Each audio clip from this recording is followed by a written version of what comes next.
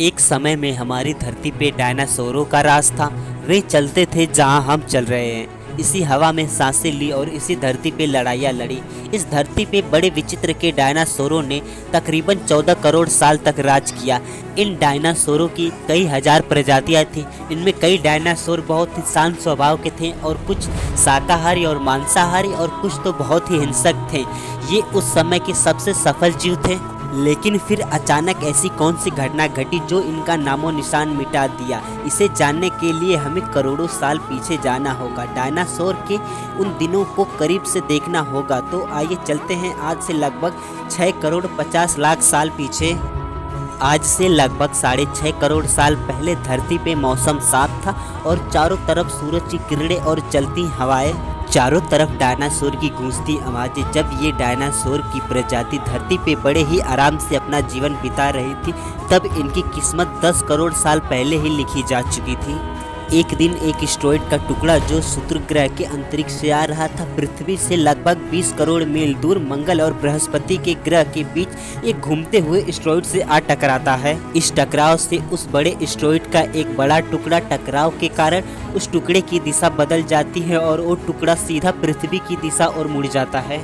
जब ये एस्टेरॉयड पृथ्वी के वातावरण में आता है तो इस एस्टेरॉयड की रफ्तार 70,000 किलोमीटर प्रति घंटा हो जाती है और पृथ्वी के वायुमंडल में घुसते ही घर्षण की वजह से एक भयानक आग के गोले में बदल जाती है। इसकी चमक इतनी अधिक होती है कि धरती से टकराने से पहले हजारों जीव अंधे हो जाते हैं और कुछ ही समय में ये एस्टेरॉयड मैक्सिको की खाड़ी के पास जमीन से आ टकराता है। लगभग 35,000 डिग्री सेल्सियस वाला एक भयंकर विशालकाय विस्फोट होता है।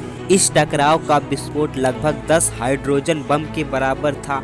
यह विस्फोट इतना शक्तिशाली था कि टकराव की जगह पर 180 किलोमीटर दूर चौड़ा और 20 किलोमीटर दूर गहरा एक बड़ा विशालकाय गड्ढा बन गया और इस गड्ढे का सारा मटेरियल पत्थर आसमान में धूल में बदल जाता है, जिसके कारण सूरज की किरणें धरती पे नहीं पहुंच पाती है। इसी के कारण पूरी धरती पे पूरा अंधेरा सा छा जाता है और इस वजह से समुद्र की विशाल लहरें उठने लगती है, जिसके कारण फिर एक विशालकाय सुनामी धरती की ओर बढ़ने लगती है और भूकंपी तरंगे ने सभी सक्रिय ज्वालामुखियों को दहका दिया, जिसके कारण जगह जगह डायनासोरों का विनाश होना शुरू हो गया और ये विनाश की प्रक्रिया शुरू हो गई। इस भयानक विस्फोट से रेडियस इतनी बढ़ गई कि 800 किलोमीटर दूर के दायरे में आते सारे जीव जल के राख में बदल गए। इस महाविनाश में उड़ने वाले डायनासोर तो जमीनी खतरों से बच जाते हैं, लेकिन ये तो महाप्रलय की बस शुरुआत थी।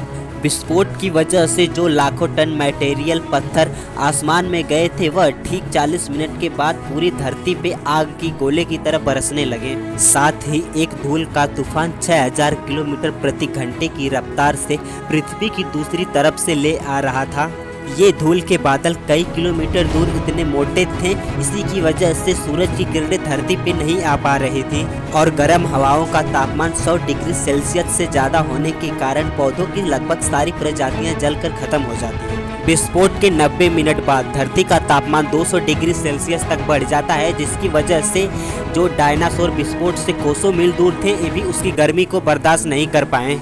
इस महाप्रलय से धरती के कुल 90% जीव पूरी तरह से जलकर खत्म हो जाते हैं और जो 10% जीव धरती पे बच गए थे, उनमें से वही जिंदा रह पाए जिनका वजन 30 किलोग्राम से कम था। लेकिन उनको भी पेड़ पौधे ना होने के कारण खाना पानी अच्छे से नहीं मिल पाता था, इसी के कारण वो भी खत्म हो गए। लेकिन ये महाप्रलय किसी अन्य जीव के लिए फायदेमंद साबित होने वाला था।